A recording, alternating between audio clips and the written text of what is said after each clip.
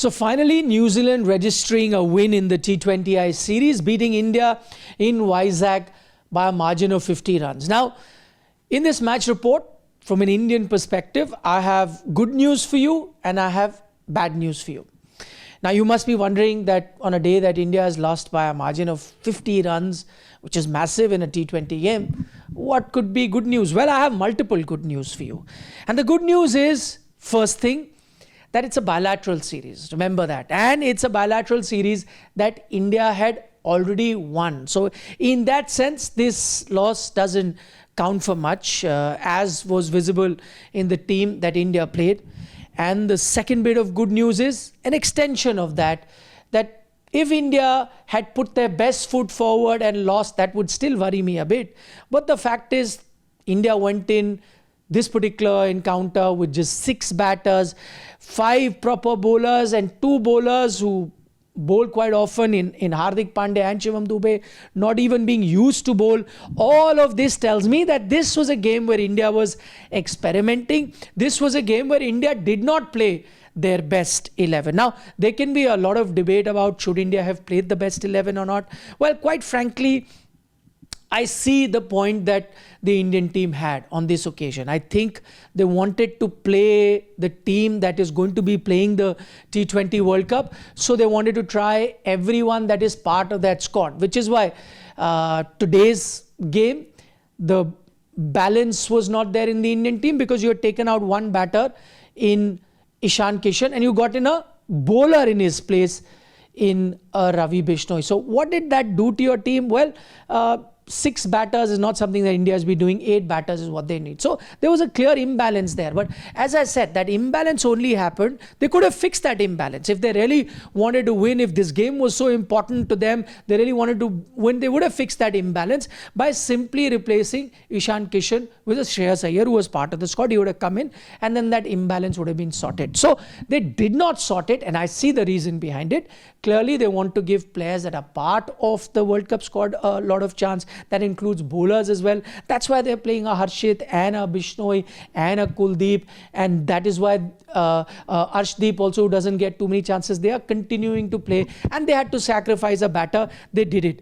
Later on, Suryakumar Yadav also said that we wanted to put the batters under pressure by playing a batter less because till now in this series, Indian batting has been firing. So he wanted to see if the batters, if they are just playing with 6, can they still get the target that New Zealand puts out? So if you take all these things into account, as I said, bilateral, not playing the full team, playing the members that are part of the squad, these 3 factors are actually good news. I agree with the Indian team, which is why that 50-run loss doesn't hurt me that much. That said, here's the bad news. What's the bad news? The bad news is, as I explained, the other side of the coin is, let's say India played their proper team. What could have been the proper team in this current scenario, as we saw in the last game? Ishan Kishan would have been fit. Assuming Ishan Kishan was fit, he was playing, and then a bowler goes out. Then India has batting till number 7, number 8. 8 would have been Harshit, and till 7 you would have had Rinku Singh. Looks like a better batting lineup, doesn't it?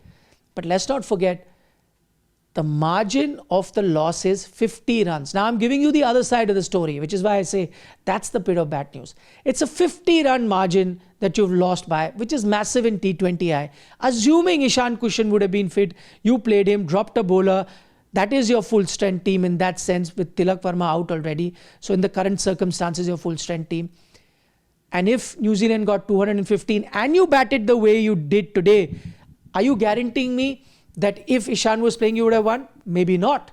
Even with a Ishan playing, you lost by 50 runs. Maybe he chipped in with 10, 12. Maybe he had a bad day too. Or maybe he chipped in with 20, 30 runs. Maybe that wouldn't have been good enough for India to win. My point is that this game is also a bit of a reminder to us that had India also played their full strength team with 7 batters, and if the opposition gets 215 and India has a bad day with a bat, they can still lose. Which takes me to the point that so far India has been so good in the T20I format that we've been saying nothing can stop them from winning the T20 World Cup. I think this game serves as a reminder that anything can happen on a given day. I still maintain this Indian team is the best T20I team on the planet. Now, the best team. They go into the T20 World Cup as the #1 favorite, no doubt about it. They may even go on to win this entire T20 World Cup undefeated, also a possibility. But there is another possibility, which we got a glimpse of today, that on a given day, if the opposition bats well and bowls well and has most of your batters in trouble as they did today, you can have that one bad day. That's the only worry. And I think this is also good for the Indian team. It can then help them fix those little issues that they might have, so they are full set and ready when they enter the T20 World Cup. Two other realizations that India would have had in this game, and I'm going to talk about two individual players, Harshit Rana, Sanju Samson. Those are the two realizations. Let's start with Sanju Samson. And I think I have been saying for a long time now that increasingly it's looking like Ishan Kishan might replace Sanju Samson in the T20 World Cup squad. Has that stage come? I'll still wait, as I've said before, for the 5th game to end. Let that be over. Then we know exactly how the two players have performed, and then we can take a correct decision and can say the right thing. I think if there's one game left, I don't want to be saying anything prematurely. Having said that, I will agree, Ishan Kishan in better form, everyone has seen that. But more importantly, the first 3 games Sanju got out, that was at the start, trying to score quick runs against a fast bowler.